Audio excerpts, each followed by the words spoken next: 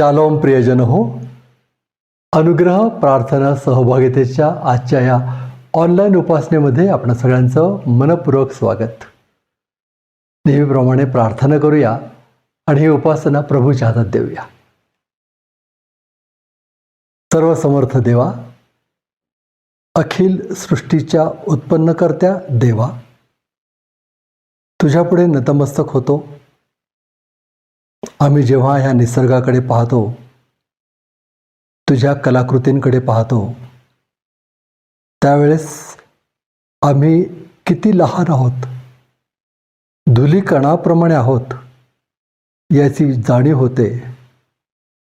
आणि प्रभू, तू आमच्यावर प्रेम करतोस, तुझं आमच्याकडे लक्ष आहे, या जाणीवेनं आमचं अंतःकरण भरून येतं. प्रभू, आमच्या मनामध्ये केवळ उपकारस्तुती भरलेली आहे आणि ती सादर करण्यासाठी आज आम्ही एकत्र आलेलो आहोत. प्रभू, आम्ही तुला विनंती करतो, आमची ही आराधना आज तू मान्य करून घे. तू तुझ्या सानिध्याचा अनुभव आम्हाला दे आणि त्यातून जो आम्हाला आशीर्वाद मिळेल, तो आशीर्वाद आम्ही अनेकांना द्यावा म्हणून तू आमचं सहाय्य कर. ही प्रार्थना येशू आमचा तारणारा त्याच्या नावानं करतो म्हणून तू ऐक. आमेन.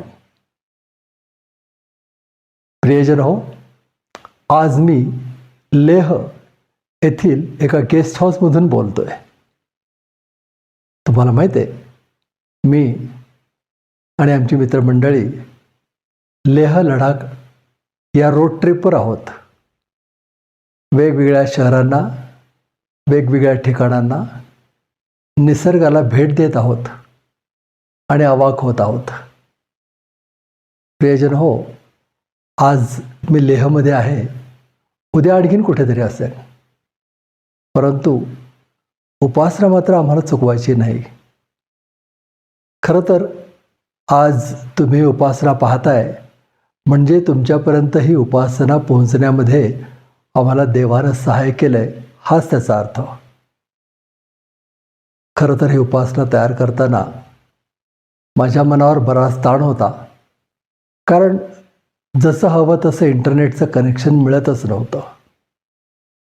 परंतु आता ते मिळालेलं दिसतंय आणि म्हणूनच तुम्ही उपासना पाहताय. ही उपासना तयार करण्यामध्ये, एडिटिंग करण्यामध्ये दीपाली ताईने खूपच सहकार्य केलेलं आहे. तिचे मनपूर्वक आभार. चला प्रियजनो, आता उपासनेला सुरुवात करूया स्तुतिगीतांनी. मावस्कर सिस्टर्स प्रभूची स्तुतिगीतं गाण्यामध्ये आपला पुढारीपण करतायत. त्यांच्याबरोबर प्रभूची आपण स्तुती करूया.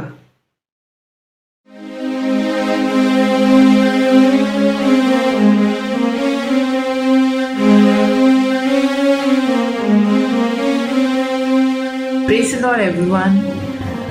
I would like to thank God for this wonderful time. We're going to sing this song, which is based on Psalm 128, and it's a Hindi song which says, खुदावन के खौफ में रहता है जो, उसकी ही राहों पे चलता है जो, अपनी मेहनत का फल वो पाएगा, होगा वो ही मुबारक बरकत पाएगा. मुबारक वो शख्स है मुबारक. Hope this song will be a blessing to all of us. Amen. खुदावन के खौफ में रहता है जो, उसकी ही राहों पे चलता है जो, खुदावन के खौफ में रहता है जो, उसकी राहों पे चलता है जो, अपनी मेहनत का फल वो पाएगा, अपनी मेहनत का फल वो पाएगा, होगा वो मुबारक बरकत पाएगा. मुबारक वो शख्स है मुबारक, मुबारक वो शख्स है मुबारक. तेरे पत्नी तेरे घर के अंदर बेगानार दागता जैसी रहेगी, तेरे दस्तरखान में तेरी औलाद जैतून के पौधों के मानंद रहेगी. ऐसी बरकत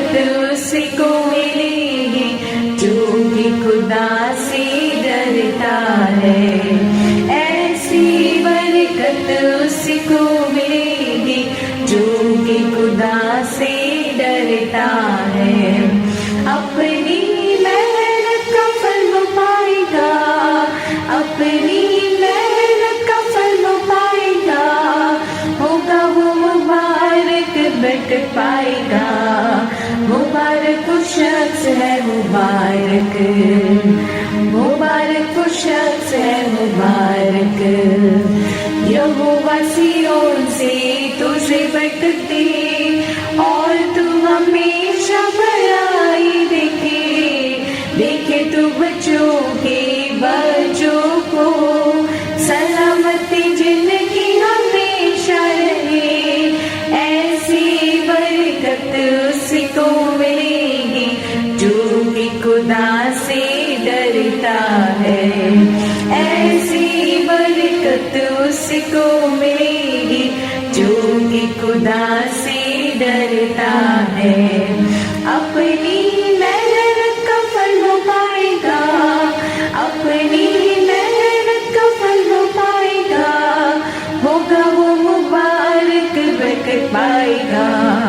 मुबारक वो शख्स है मुबारक, मुबारक वो शख्स है मुबारक।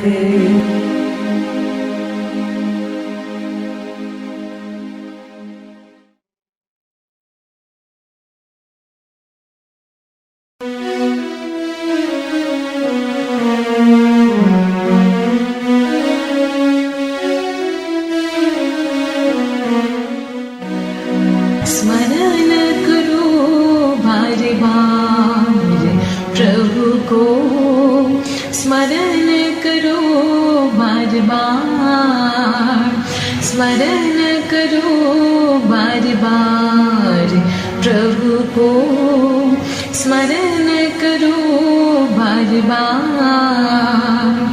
तन का चिंतन मृत्यु निमंत्रण, तन का चिंतन मृत्यु निमंत्रण, चिंतन आत्मा का जीवन है, चिंतन आत्मा का।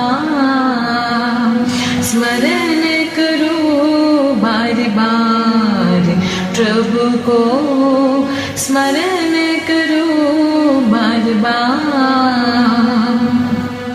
यीशु नाम प्यारा उद्धार देता, यीशु नाम प्यारा प्यारा, यीशु नाम प्यारा उद्धार देता, करता पाप क्षमा ए मानो, करता पाप क्षमा। स्मरण करो बार बार प्रभु को, स्मरण करो बार बार। यीशु तेरे रोगों को चंगा करता, यीशु तेरे रोगों को चंगा करता, यीशु तेरे रोगों को चंगा करता, चंगा करता, यीशु तेरे रोगों को चंगा करता, करता प्रेम अपार है मानव, करता प्रेम अपार। स्मरण करो बार बार प्रभु को, स्मरण करो बार बार।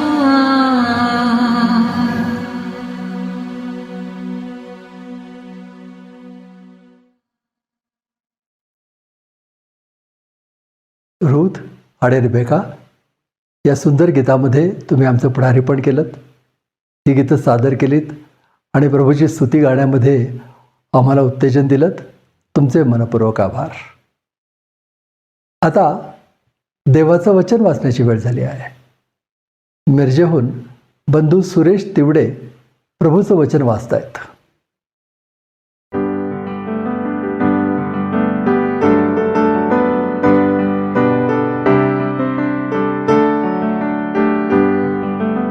ख्रिस्ताच्या नावाला मी धन्यवाद देतो की आजचा दिवस माझ्या जीवनाला खरोखर आनंदाचा, हर्षाचा आणि मला ही संधी मिळाली त्याबद्दल मी देवाची फार स्तुती करतो। येशूच्या नावाला धन्यवाद देतो। या ठिकाणी फिलोमेनाला पत्र पहिला अध्याय आणि त्यातलं 15 ते 22 पर्यंत आपण वचनं वाचून पाहूया. कदाचित तो तुझपासून यामुळे काही वेळ वेगळा झाला असेल की त्याने युगानुयुग तुझे व्हावे. त्याने आजपासून केवळ दासच नव्हे तर दासापेक्षा श्रेष्ठ म्हणजे प्रिय बंधू असे व्हावे. मला तो विशेष प्रिय आहे आणि तुला तर देहदृष्ट्या व प्रभूच्या ठाई याहून कितीतरी अधिक तो प्रिय असावा. म्हणून जर तू मला आपला भागीदार समजतोस तर तो मीच आहे असे मानून त्याचा अंगीकार कर. त्याने तुझे काही नुकसान केले असेल किंवा तो तुझे काही देणे लागत असेल तर तू माझ्या खाती मांड. हा माझा पावलाचा स्वदस्तूचा लेख आहे, ते मी फेडेन. शिवाय तू स्वतःच माझे ऋण आहेस, पण हे मी तुला म्हणत नाही. हे बंधू, प्रभूच्या ठाई माझ्यावर एवढा उपकार कर. माझ्या जीवाला ख्रिस्ताच्या ठाई विश्रांती दे. तू हे मान्य करशील असे भरवशाने मी तुला लिहिले आहे आणि मला ठाऊक आहे की मी जे म्हणतो त्यापेक्षा तू अधिक करशील. त्यातल्या त्यात माझी राहण्याची व्यवस्था करून ठेव, कारण तुमच्या प्रार्थनेच्याद्वारे माझे तुमच्याकडे येणे होईल अशी मला आशा आहे. देव आपल्या वचनावर विशेष आशीर्वाद पाठवतो.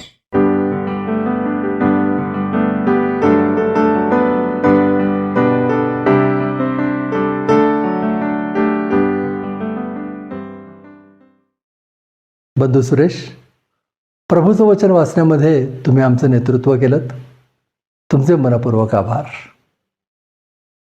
आता दानार्पणाची वेळ झाली आहे. आपण आपलं दान प्रभूच्या चरणी आणूया आणि आपल्या परिचयाचं हे उपासना संगीतातलं गीत गाऊया.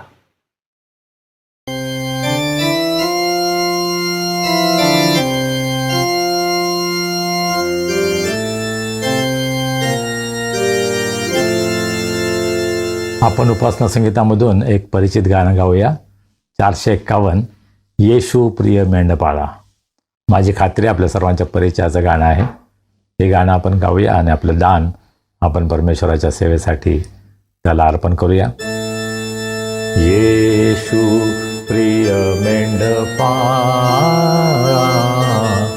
पारी आम्हा कोकरा, ने तू पुरणी आम्हाला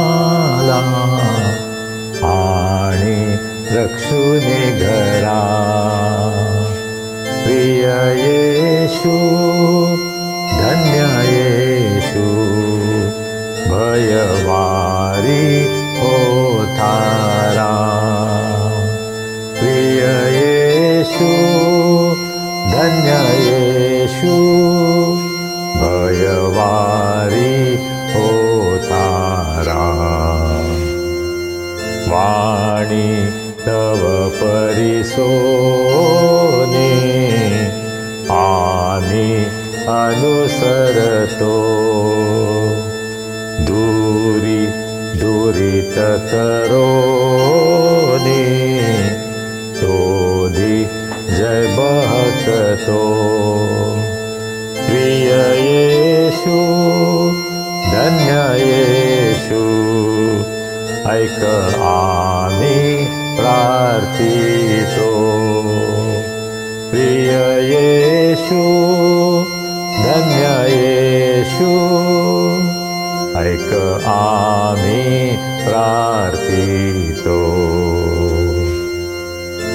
तुम्हा जवळी निघे दीन जरी दुबळे. देशी मधुवचने राखी प्रभू सगळे. प्रिय येशू, धन्य येशू, तू स्वदुःखे तारिले. प्रिय येशू, धन्य येशू, तू स्वदुःखे तारिले. वावा अनुग्रह तुझा, इच्छा तव सुचावी. हे अनन्य गुरुराजा, प्रेमे मने व्यापारी. प्रिय येशू, धन्य येशू, प्रीती आहे वाढावी. प्रिय येशू, धन्य येशू, प्रीती आहे वाढावी. आपण आपलं दान प्रभूच्या हातामध्ये सोपूया, प्रार्थना करूया. आमच्या अत्यंत प्रेमळ परमेश्वरा, आम्ही तुला मनापासून धन्यवाद देतो, तुझी स्तुती करतो. तू आमची काळजी घेतोस, आमच्या गरजा पुरवतोस. तुझे अनेक आशीर्वाद आमच्या जीवनामध्ये तू आम्हाला अनुभवास देतोस. प्रभू, तुझ्या आशीर्वादांची जाणीव ठेवून अत्यंत अल्पस दान आज आम्ही तुझ्या भांडारामध्ये आणलं आहे. प्रभू, या दानाचा तू स्वीकार कर, हे आशीर्वाद कर तुझ्या कार्यासाठी. प्रभू, या दानाचा उपयोग तू करून घे. अनुग्रह, प्रेयर, फेलोशिप आणि हा संदेश ऐकत असणाऱ्या प्रत्येकाच्या जीवनामध्ये प्रभू तुझं अद्भुत कार्य होण्यासाठी या सर्व दानांचा उपयोग तू कर, अशी आम्ही तुला विनंती करतो. तुझा मोठा आशीर्वाद आम्हा सर्वांवर तू पाठव. आम्ही तुझ्या वचनाचा अभ्यास करत असताना प्रभू आम्ही तुझं सहाय्य मागतो. पवित्र आत्म्याच्याद्वारे तुझ्या वचनांचा उलगडा तू आम्हाला कर आणि त्या वचनाचं पालन करण्यासाठी आम्हा सर्वांना तुझी कृपा तू पुरव. मान, महिमा, गौरव आम्ही तुला देतो आणि प्रार्थना तारणारा प्रभू येशू ख्रिस्त याच्या नावाने आम्ही करतो म्हणून तो ऐक. आमेन.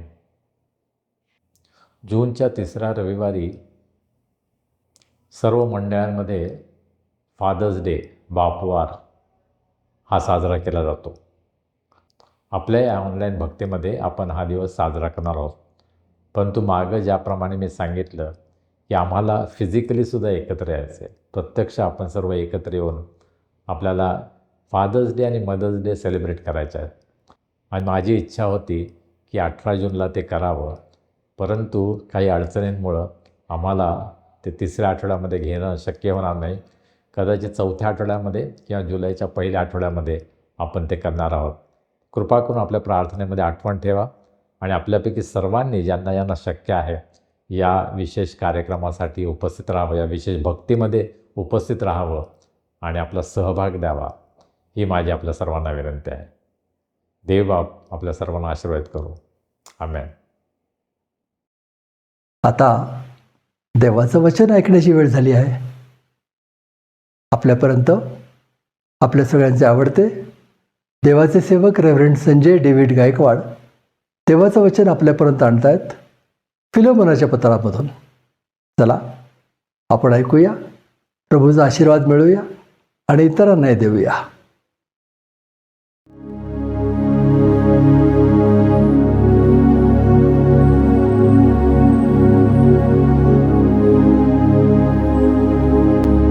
पौलाचं फिलेमोनाला पत्र हे आपल्या शास्त्राभाषाकडं आपण पुन्हा एकदा वळूया.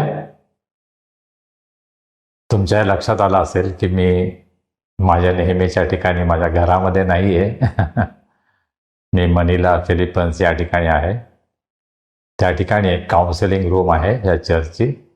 फार प्रचंड मोठं चर्च आहे हे आणि त्यांच्या अनेक ब्रांचेस आहेत.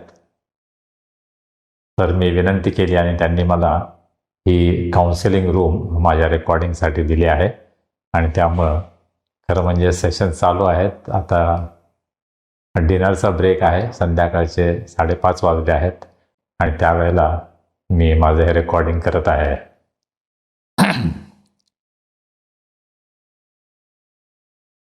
मागच्या रविवारी आपण 19व्या वचनापर्यंत अभ्यास केला आणि आज 20व्या वचनापासून पुढे आपण अभ्यास करणार आहोत. 20व्या वचनामध्ये पाऊल असं म्हणतो, हे बंधो, प्रभूच्या ठाई माझ्यावर एवढा उपकार कर, माझ्या जीवाला ख्रिस्ताच्या ठाई विश्रांती दे. कल्पना करा, पाऊलानं फिलेमोनाला हे पत्र लिहिलं आहे. पाऊल हा त्या काळातला सर्वात अत्यंत महत्त्वाचा असा देवाचा सेवक होता. त्याला सर्व मंडळांमध्ये प्रचंड आदर होता. आणि कलस्से येथील एक मंडळीचा प्रमुख फिलेमोन, ज्याच्या घरामध्ये मंडळी भरत होती, त्याला उद्देशून तो म्हणतो, माझ्यावर एवढे उपकार कर. फिलेमोनाला किती इन्सल्टिंग वाटलं असेल, किती ऑकवर्ड वाटलं असेल नाही का हे ऐकल्यानंतर, हे वाचल्यानंतर. इंग्रजीमध्ये असं म्हटलेलं आहे, please do this favour to me. ती भाषा थोडी बरी वाटते, परंतु मराठीमध्ये जे काही भाषांतर आहे त्याच्यामध्ये माझ्यावर उपकार कर, कदाचित ही भाषा आपल्या कानाला खटकते. मूळ जर ग्रीक भाषेमध्ये जर आपण अभ्यास केला तर कदाचित ते आपल्याला अधिक स्पष्ट समजेल. मला असं वाटतं सोप्या भाषेत सांगायचं तर पाऊल असं म्हणतो, एवढं कर माझ्यासाठी तू. आणि आपण अशा प्रकारे एकमेकांना विनंती करतो नाही का. आपण कदाचित उपकार हा शब्द वापरत नाही, परंतु आपण एकमेकांना जेव्हा काही गोष्टींसाठी विनंती करतो त्यावेळेस आपण अशा प्रकारची भाषा वापरतो की एवढं करा माझ्यासाठी. ती एक विनंती असते. आता खरं म्हणजे पाऊल जी विनंती करत आहे ती स्वतःसाठी करत नाही आहे. तो ती अन्यसिमासाठी करत आहे. अन्यसिम हा जो गुलाम आहे, फिलेमोनच्या घरातून पळून गेलेला आहे, तुरुंगामध्ये आहे, त्याला परत पाठवताना पाऊल इतका नम्र होतो, स्वतःला तो इतका नम्र करतो आणि अन्यसिमाविषयी बोलत असताना तो म्हणतो, एवढं तू माझ्यासाठी कर बाबा. आणि ते का कर, ते केल्यामुळं काय होईल त्याच्याविषयी बोलताना तो असं म्हणतो की त्यामुळे माझ्या जीवाला विश्रांती मिळेल. It will comfort my heart. पाऊल असं म्हणतो, माझ्या जीवाला ख्रिस्ताच्या ठाई विश्रांती दे. पाऊल अन्यसिमाविषयी विनंती करत आहे. हे पत्रच तो त्यासाठी लिहित आहे आणि ते करत असताना तो म्हणतो, तू माझ्यावर एवढे उपकार कर, मी तुझ्यासाठी एवढं केलेलं आहे, आता तू माझ्यासाठी एवढं कर. आणि हे यासाठी कर की त्यामुळं माझ्या जीवाला ख्रिस्तामध्ये विश्रांती मिळेल. पाऊल अन्यसिमाविषयी विनंती करत असताना असे शब्द म्हणतो की माझ्या जीवाला ख्रिस्ताच्या ठाई विश्रांती दे. खरं म्हणजे फिलेमोनासाठी किती मोठी गोष्ट आहे ना. पाऊलासारखा देवाचा एक मोठा सेवक तो म्हणतो की माझ्या जीवाला ख्रिस्ताच्या ठाई विश्रांती दे.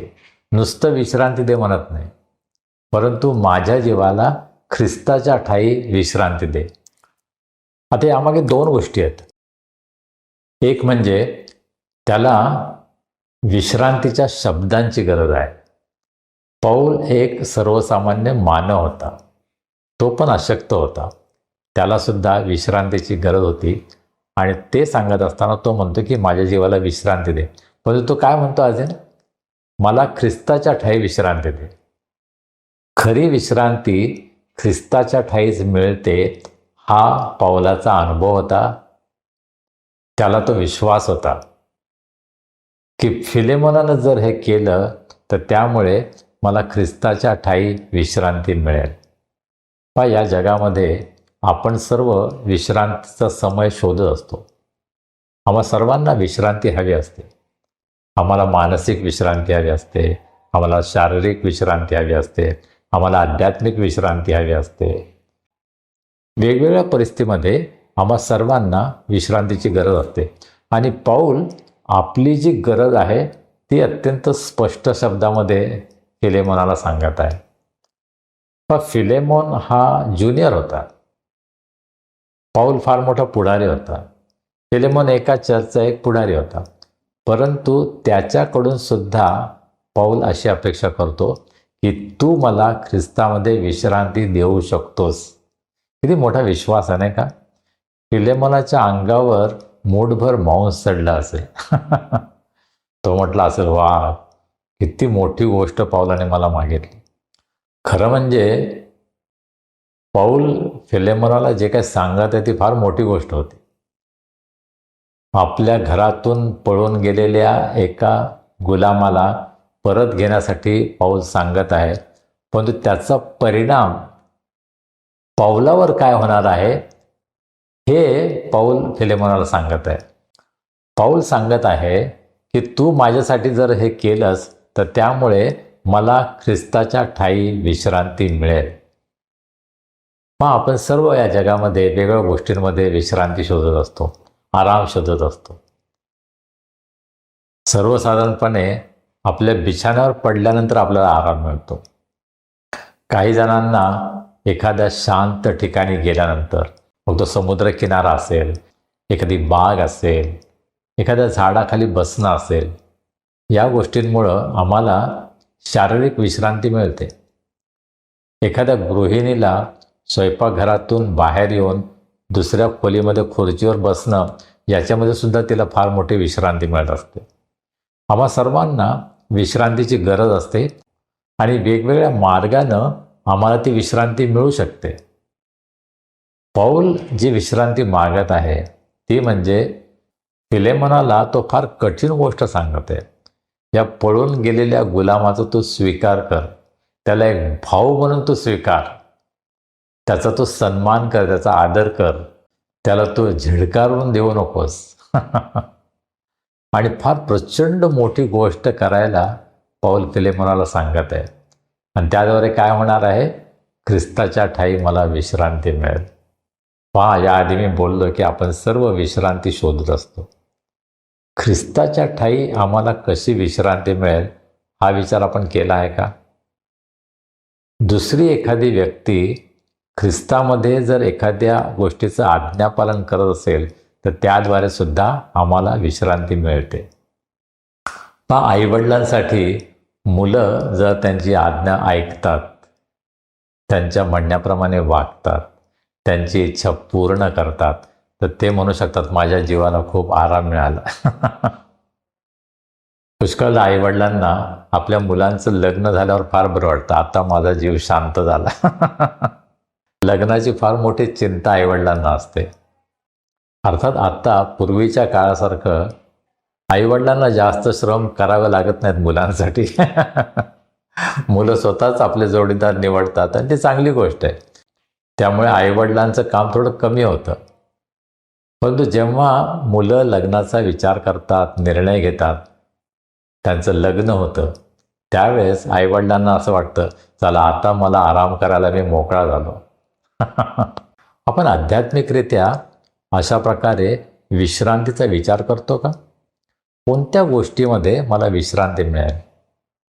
देवाचं वचन आपल्याला सांगतं, माझी मुलं सत्यात चालतात यामुळे मला आनंद होतो. आमचे पप्पा नेहमी म्हणायचे, माझी मुलं सेवेमध्ये आहेत त्याच्यासारखं मोठा आनंद मला नाही. पहा, प्रत्येक आईवडिलांना आपल्या मुलांच्या काही गोष्टींमध्ये आनंद मिळतो. आणि आध्यात्मिक गोष्टीमध्ये आमच्या मुलांच्या बाबतीमध्ये आम्हाला आनंद मिळतो का? माझी मुलं प्रभूमध्ये आहेत याच्याबद्दल मला आनंद आहे का? माझी मुलं देवाच्या आज्ञेत आहेत याचा मला आनंद आहे का? माझी मुलं देवाची सेवा करतात याचा मला आनंद आहे का?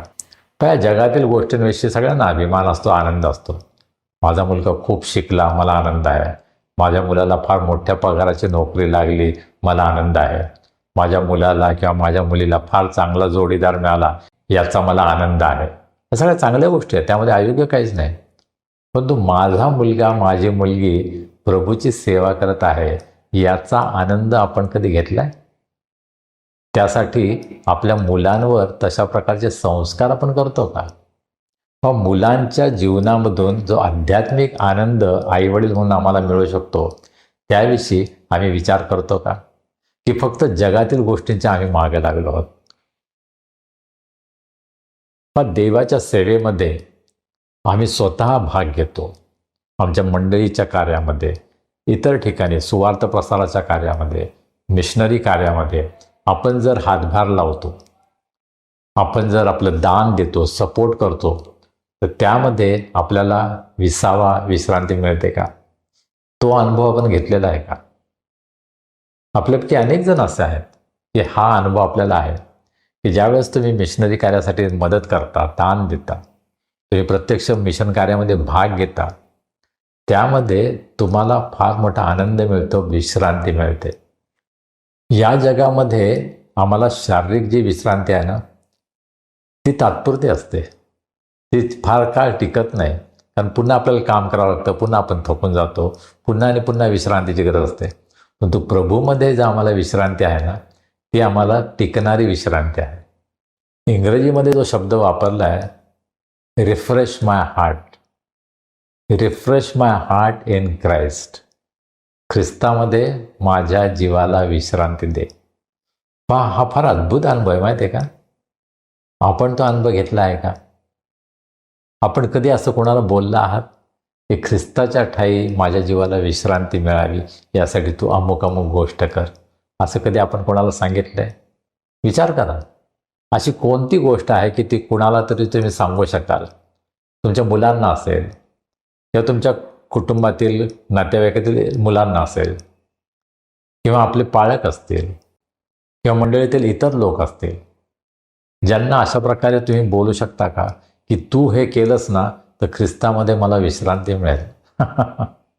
किती वेगळा आणि अद्भुत अनुभव असेल नाही का हा? माझ्या जीवाला ख्रिस्तामध्ये विश्रांती दे.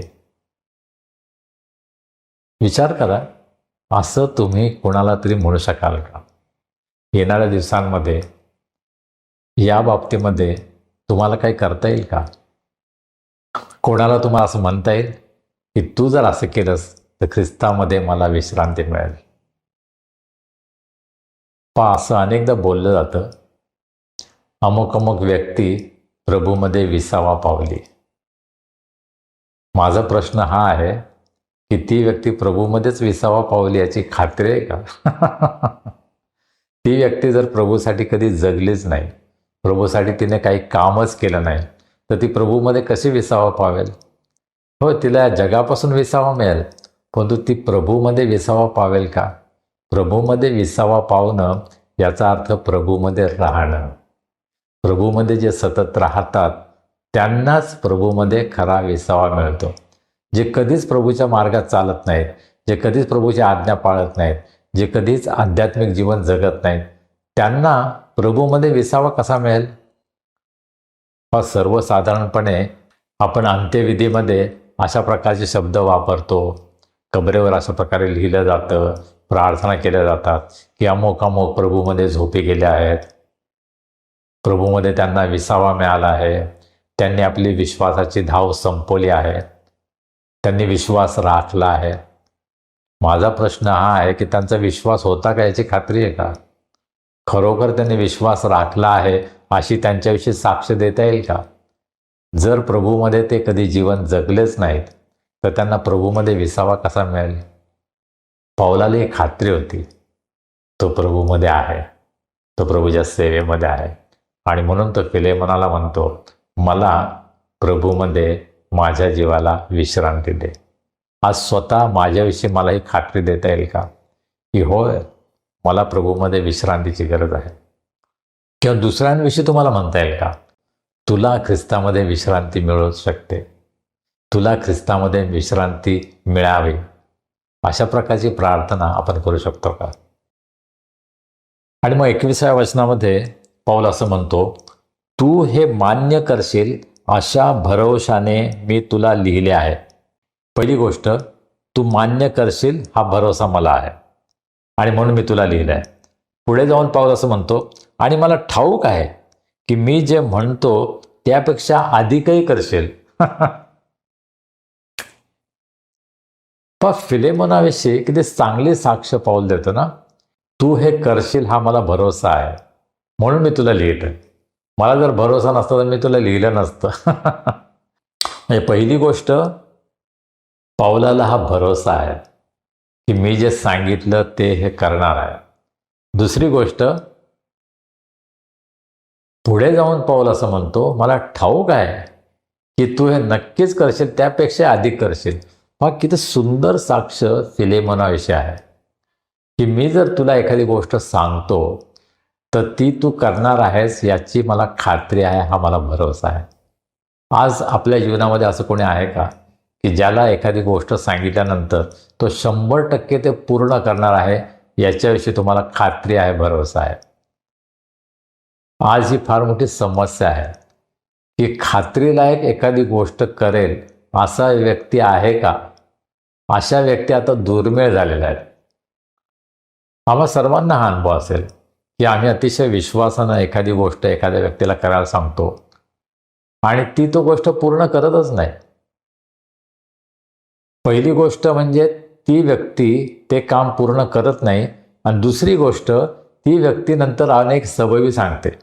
नाही मी बिझी होतो, नाही असं झालं आणि तसं झालं. आमच्या घरामध्ये 2 कुत्रे आहेत आणि त्यांना फिरवण्यासाठी एक मुलगा रोज येतो. कधी कधी तो येत नाही, कधी कधी तो उशिरा येतो आणि आम्ही त्याला विचारलं की प्रत्येक वेळेला त्याचं फार चांगलं काहीतरी सबब असते, कारण असते. मागच्याच आठवड्यामध्ये तो कुत्र्यांना फिरायला घेऊन गेला आणि थोड्या वेळाने मी बाहेर पडलो आणि त्या भागामध्ये गेलो जिथं तो फिरवतो आणि मी पाहिलं की तो एका रिक्षात बसला होता आणि व्हिडिओ पाहत बसला होता. त्यानं कुत्र्यांना फिरवायला हवं, त्यांना व्यायाम मिळाला हवा. एका ठिकाणी बसून ते होत नाही, त्याने फिरायला पाहिजे. आणि तो छानपैकी एक रिक्षा तिथं उभी होती, तिथं बसला होता. मी त्याला विचारलं तू काय करतोस? नाही त्याला व्हिडिओ मला चालू करून द्यायचा होता म्हणून मी चालू करून दिला. मी म्हटलं की तुझं काम काय आहे? तुला कुत्र्याला फिरवण्यासाठी आम्ही पगार देतो आणि तू अशा प्रकारे काम करतोस का? नाही ते असं झालं. त्याने कबूलच केलं नाही की माझ्याकडून चुकलं. मी त्याला एवढंच म्हटलं की तुझं चुकलं एवढंच तू मान्य कर, मी तुला जास्त बोलत नाही. परंतु तो सबबीच देत राहिला आणि अशा प्रकारचा अनुभव आम्हा प्रत्येकाला आला असेल. आपण विश्वासानं भरवशानं एखादी गोष्ट करायला सांगतो आणि मग आपल्याला हा अनुभव येतो की त्या व्यक्तीने ते काम केलेलंच नाही. आपल्या घरात असेल, ऑफिसमध्ये असेल, इतर ठिकाणी असेल, चर्चमध्ये असेल, आपण विश्वासानं एखादी गोष्ट एखाद्याला करायला सांगतो आणि ती व्यक्ती ती गोष्ट करतच नाही आणि न केल्याबद्दल वाईट न वाटता उलट आणखी सबबी सांगत असते. आणि हा फार निराश करणारा अनुभव आहे, नाही का? फिलेमोनाविषयी पौल म्हणतो, मला माहीत आहे तू ते करशीलच या भरोशाने मी तुला लिहिलं. मला स्वतःच्या जीवनामधून सांगावं लागेल की मला या बाबतीमध्ये मी सुद्धा पुष्कळदा चुकलो आहे आणि मला क्षमा मागावी लागली. मागच्याच रविवारी एका झूम मीटिंगमध्ये मला प्रार्थना करण्यासाठी सांगण्यात आलं होतं आणि मी ते मान्य केलं होतं. आणि नेमकं त्याच वेळेला मी माझ्या बहिणीला भेटायला गेलो आणि माझ्या लक्षात नाही राहिलं की 7 वाजून गेलेले आहेत, मला प्रार्थना करायची होती. आणि सर्वप्रथम मी त्यांना लगेच मेसेज केला, मला क्षमा करा, माझ्याकडून हे झालं नाही. मी तुम्हाला सांगितलं होतं की मी प्रार्थना करेन, परंतु त्याच वेळेला मी दुसरीकडे गेलो आणि माझ्या लक्षात राहिलं नाही, मी प्रार्थना केली नाही. त्याबद्दल मला कृपा करून क्षमा करा. पहिली गोष्ट, माझ्यावर जी जबाबदारी सोपवण्यात आलेली आहे ती मी पूर्ण केली नाही. आणि जर मी असं म्हटलं की नाही मी अशा कामात होतो, तशा कामात होतो, त्यामुळे मी करू शकलो नाही, पण तुम्ही क्षमा मागायला पाहिजे, नाही का? माझ्याकडून जर चुकलं तर त्याबद्दल मी दिलगिरी व्यक्त करायला पाहिजे, क्षमा मागायला पाहिजे. माझ्या जीवनामध्ये मी अनेकदा हा अनुभव घेतला आहे की मी काही लोकांना काम सांगतो आणि ते काम पूर्ण करतच नाहीत आणि त्याबद्दल त्यांना वाईटही वाटत नाही की मी हे काम करू शकलो नाही. मला विश्वास आहे की आपल्यापैकी अनेकांनी हा अनुभव घेतलेला आहे. परंतु माझा स्वतःचा अनुभव काय आहे? माझ्याविषयी इतरांना भरोसा आहे का? कोणी अशा प्रकारे माझ्याविषयी सांगू शकेल का? नाही, मला खात्री आहे की ही व्यक्ती हे काम करणारच. तशी माझी साक्ष आहे का? हे मला तपासून पाहायला पाहिजे. आणि जर नसेल तर मला पश्चाताप करण्याची गरज आहे की माझ्यावर टाकलेली जबाबदारी जर मी पूर्ण करत नाही तर मग मी माझ्या शब्दाला पक्का नाही, मी माझं अभिवचन पाळू शकलो नाही.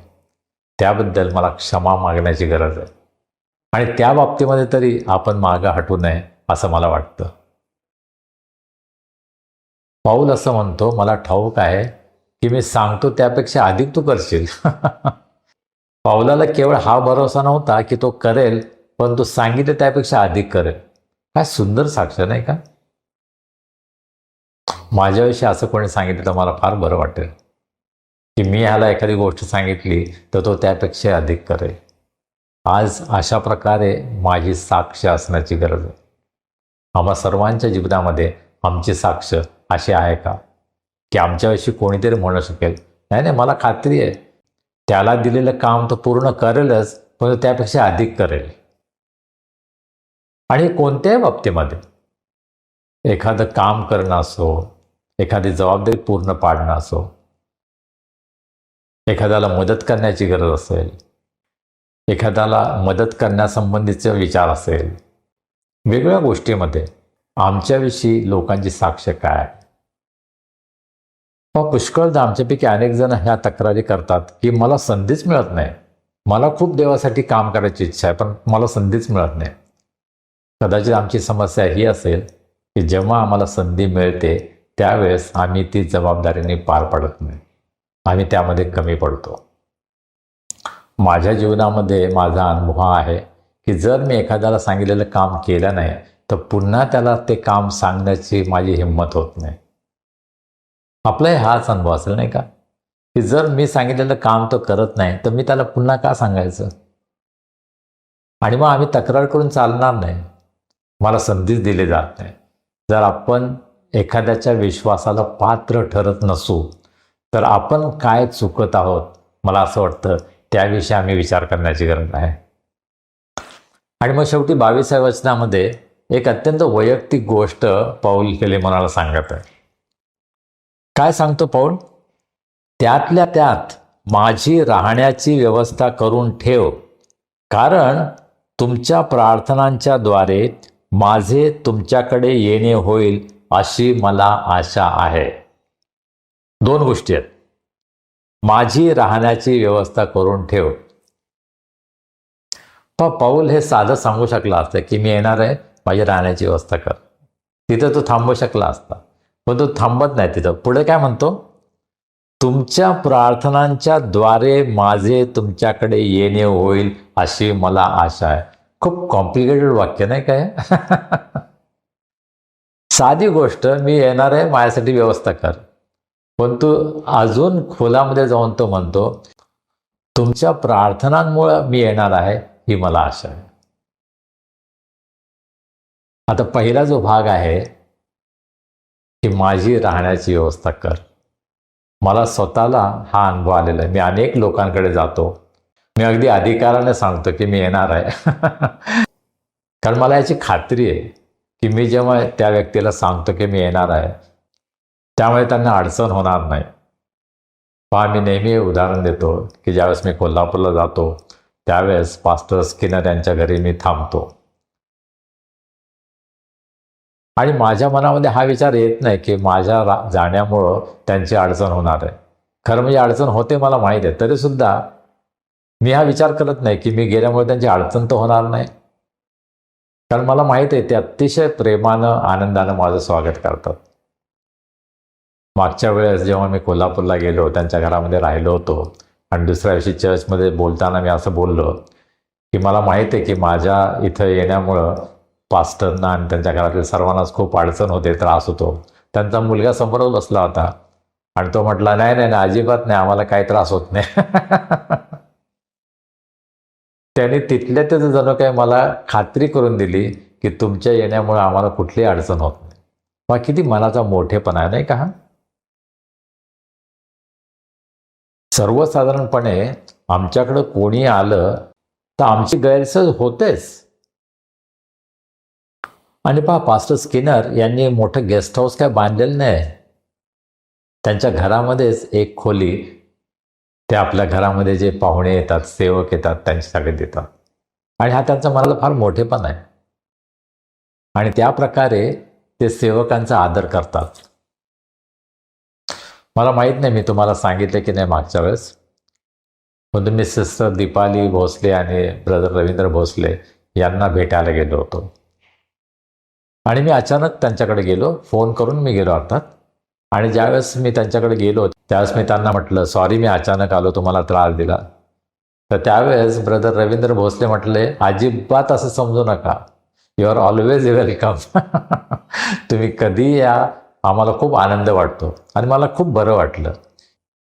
जरी त्यांची गैरसोय होत असेल तरीसुद्धा त्यांनी अतिशय प्रेमानं माझं स्वागत केलं. आणि मला असं वाटतं हे खरं ख्रिस्ती कुटुंब आहे की ज्या घरामध्ये देवाच्या लोकांचं, सेवकांचं स्वागत होतं. आणि मला हा अनुभव अनेक ठिकाणी आलेला आहे. मी संपूर्ण भारतामध्ये, भारताच्या बाहेर अनेक ठिकाणी मी गेलेलो आहे आणि लोक अतिशय प्रेमानं आनंदानं माझं स्वागत करतात. आणि सेवक म्हणून कदाचित फार मोठा आशीर्वाद आम्हाला आहे की ज्यावेळेस आम्ही कोणाकडे जातो त्यावेळेस त्यांना अडचण होत नाही, उलट ते अतिशय आनंदानं आमचं स्वागत करतात, आमची ते काळजी घेतात आणि खूप प्रेमानं आमचं आगत स्वागत करतात. हा फार मोठा आशीर्वाद देवाच्या सेवकांना आहे. आणि या ठिकाणी पाऊल जी गोष्ट म्हणतो ना त्याचं मला फार कौतुक वाटतं की तुमच्या प्रार्थनांमुळे मी तुमच्याकडे येईल. आपण अशी प्रार्थना करतो का हो की अमुक अमुक देवाच्या सेवकाने माझ्या घरी यावं?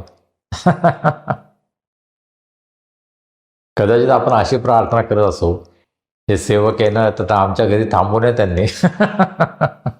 नाही, मी जोक करतोय. पण खरोखर आमचं अंतःकरण एवढं मोठं आहे का की आमच्या घरामध्ये कोणीतरी येऊन राहावं यासाठी आम्ही खरोखर अंतःकरणापासून विचार करतो, प्रार्थना करतो. पाऊलासाठी अशा प्रकारचे प्रार्थना करणारे लोक होते की जे प्रार्थना करत होते की पाऊलाने त्यांच्याकडे यावं आणि त्यांच्या प्रार्थनांना उत्तर म्हणून पाऊल त्यांच्याकडे गेला. आणि मला हा अनुभव, मला इतका आनंद वाटतो की आपल्यापैकी अनेक जण नेहमी सांगतात की मी तुमच्यासाठी प्रार्थना करतो, आम्ही तुमच्यासाठी प्रार्थना करतो. आणि तो फार मोठा आनंद आहे, खूप आशीर्वाद आहे, खूप मोठं धीर देणारा ते शब्द असतात की ज्यावेळेस मी हे ऐकतो की आम्ही तुमच्यासाठी प्रार्थना करतो. मग आपण एकमेकांसाठी काही करू शकलो नाही तरीसुद्धा हे शब्द उच्चारणं की मी तुमच्यासाठी प्रार्थना करत आहे, किती मोठे आशीर्वादाचे शब्द आहेत ते. अर्थात आपण फक्त मुखानं ते बोलू नये, खरोखर आपण प्रार्थना करायला हवी, प्रार्थनेमध्ये राहायला हवं, एकमेकांना आपण प्रार्थनेमध्ये उचलून धरायला हवं. आम्हा सर्वांना त्याची गरज आहे. तुमच्या प्रार्थनांचं उत्तर म्हणून मी तुमच्याकडे येणार आहे. पाऊलाचे देवाबरोबर आणि लोकांबरोबरचे संबंध किती सुंदर आहेत याचं चित्र आम्हाला दिसतं की तुमच्या प्रार्थनांमुळं मी तुमच्याकडे येणार आहे. त्याची फक्त शारीरिक गरज पूर्ण होणार आहे हा विचार नाही, पण त्यामध्ये आध्यात्मिक विचार आहे की तुमच्या प्रार्थनांमुळं देव तुमच्या प्रार्थनांना उत्तर म्हणून मला तुमच्याकडे पाठवणार आहे. मग किती मोठा भरोसा आहे नाही का हा? किती सुंदर हा नातेसंबंध आहे. अशा प्रकारचे नातेसंबंध आम्ही एकमेकांबरोबर ठेवत आहोत का? आजकाल आम्ही इतके बिझी झालेलो आहोत ना की एकतर आम्हाला प्रार्थना करायला वेळ नाही, आम्हाला स्वतःसाठीच प्रार्थना करायला वेळ नाही, दुसऱ्यांसाठी आम्ही काय करणार? आणि मग प्रार्थना करत असताना दुसऱ्याने आमच्याकडे यावं, त्यांची सेवा करण्यासाठी आम्हाला संधी मिळावी, अशा प्रकारे आपण प्रार्थना करतो का? आज पौलाच्या या पत्रातून आपण हे शिकूया की आपण एकमेकांसाठी प्रार्थना करूया. आपण एकमेकांसाठी प्रार्थना करूया की प्रभू तुझ्या लोकांची, माझ्या भावांची आणि बहिणीची सेवा करण्यासाठी मला संधी दे. या बाबतीमध्ये तुमचे काय अनुभव असतील तर जरूर मला लिहा. देव बाप आपल्या सर्वांना आशीर्वाद करो. आमेन. प्रार्थना करूया. सर्वसमर्थ जिवंत प्रभुदेवा, आम्ही तुझे मनापासून उपकार मानतो. आज तुझ्या उपस्थितीमध्ये तुझी स्तुती आराधना करण्यासाठी तू आमचं सहाय्य केलंस, तुझी कृपा पुरवलीस. तुझं जिवंत वचन आज आमच्याकडे आलं आहे प्रभू, त्यावर आम्ही अधिक मनन करावं. आपल्या जीवनामध्ये त्याचं पालन करण्यासाठी प्रभू तू आमचं सहाय्य कर, आमचं मार्गदर्शन कर. आज आमच्यामध्ये जे दुःखी आहेत, निराश आहेत, आजारी आहेत, संकटात आणि त्रासात आहेत, त्यांची आम्ही आठवण करतो. आम्ही तुला विनंती करतो प्रभू, आज तू दया कर, कृपा कर, त्यांची भेट घे, त्यांना आरोग्य दे, तुझी शांती, तुझा आनंद त्यांच्या जीवनामध्ये त्यांना अनुभवास येऊ दे. ज्यांचे वाढदिवस आहेत, विवाहाचे वर्धापन दिन आहेत प्रभू, त्या सर्व प्रयोजनांबद्दल आम्ही तुला धन्यवाद देतो, तुझी स्तुती करतो. तुला विनंती करतो प्रभू, त्यांचं येथून पुढील जीवन अधिक आणि अधिक आशीर्वादित कर. त्यांची प्रत्येक गरज पूर्ण कर. तुझ्या सेवेमध्ये त्या सर्वांचा उपयोग तू करून घे प्रभू. या येणाऱ्या आठवड्यामध्ये तू आम्हा सर्वांच्या बरोबर राहा, आम्हाला निरोगी ठेव, आमची काळजी घे. पुन्हा एकदा तुझी स्तुती आराधना करण्यासाठी तू आम्हाला एकत्र आण. मान महिमा गौरव आम्ही तुला देतो आणि प्रार्थना तारणारा प्रभू येशू ख्रिस्त याच्या नावाने करतो म्हणतोय. आमेन. प्रभूने शिकवलेली प्रार्थना करूया. हे आमच्या स्वर्गातील बापा, तुझे नाम पवित्र मानले जाओ, तुझे राज्य येवो, जसे स्वर्गात तसे पृथ्वीवरही तुझ्या इच्छेप्रमाणे हो. आमची रोजची भाकर आज आम्हाला दे, जसे आम्ही आपल्या अपराधांची क्षमा करतो, तसे तू आम्हाला आमच्या अपराधांची क्षमा कर. आणि आम्हाला परीक्षित नकोस, तर आम्हास वाईटापासून सोडव. कारण की राज्य, सामर्थ्य आणि गौरव ही सर्व काळ तुझीच आहेत. आमेन. आणि आता देव बापाची प्रीती, प्रभू येशू ख्रिस्ताची कृपा, पवित्र आत्म्याची सहभागिता, शांती, आनंद आणि आरोग्य आम्हा सर्वांसह, आमच्या प्रियजनांबरोबर, देवाच्या सर्व लोकांबरोबर आता आणि सदा सर्व काळ असो. आमेन.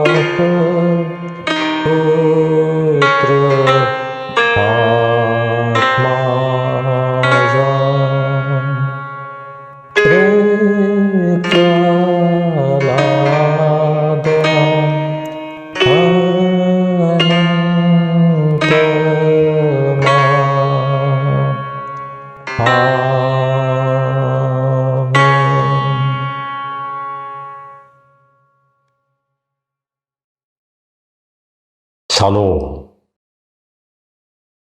प्रियजन हो, आजच्या उपासनेमधनं तुम्हाला आशीर्वाद मिळाला आहे ही खात्री आहे. पुढील रविवारी आपल्या उपासनेमध्ये प्रभुभोजन आहे, तेव्हा अवश्य तयारीनिशी पुढील रविवारच्या उपासनेमध्ये सहभागी व्हा. आता भेटूया पुढील रविवारी. तोपर्यंत शालोम.